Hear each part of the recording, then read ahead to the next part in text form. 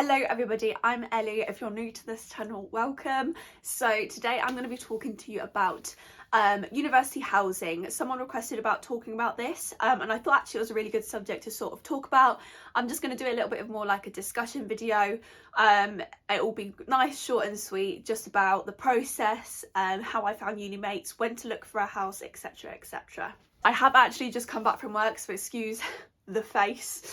University housing, yeah, so first year, I mean, accommodation wise, I stayed in university accommodation. It was a nice and easy process, which I went through the university with. They tell you all about that and how to go about it, so that was actually okay. The second year, obviously, I went into a university house, and that was a little bit different, completely different process as you're doing it all yourself. So first off, I looked about searching. So I guess the first step is searching university housing.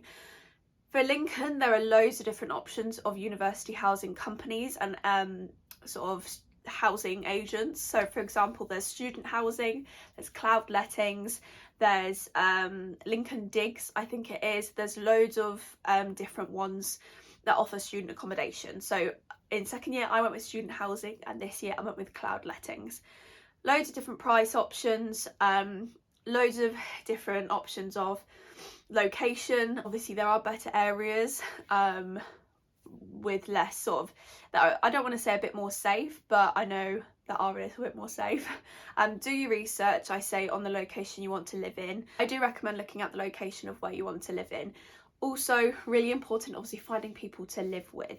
So in terms of time frame, housing agents or housing agencies release sort of the new houses for the next academic year in October, November time, and that's when you really want to get and snatch up a house.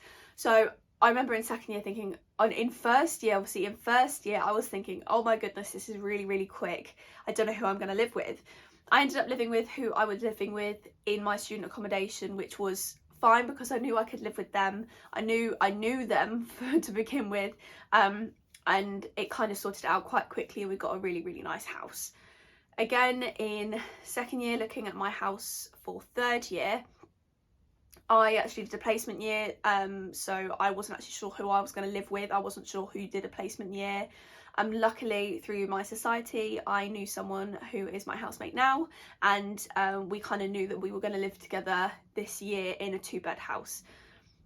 With housing as well, you've got to be comfortable with who you're living with. Obviously, the more people you live with, the bigger the houses are going to be generally. This year we've got very lucky, we've got really spacious rooms and a spacious house for both of us. But yeah, all photos should be on the sort of websites of the housing agencies, but I really recommend looking and viewing the house. So because it was during COVID, still COVID restrictions were happening for this house, my housemate now actually came and looked around. We also looked around my house for second year. I do thoroughly recommend looking before you put down a deposit or put down your name for a house. You need to make sure that there's enough space. If anything's wrong with the house, make sure you're looking for like even things like black mold, cracks in the wall, anything like that. Be sure you're looking out for things like that, because then those are the sort of things that could really crop up during the year that could go wrong. Again, with pricing, it really varies. So usually the more amount of people in the house, the cheaper it is. So for example, this year it was more expensive for my housing because there's only 2 of us. It all varies. So make sure you kind of have a budget in mind. Usually they're per week. The pricing is per week, so make sure you keep an eye out for that.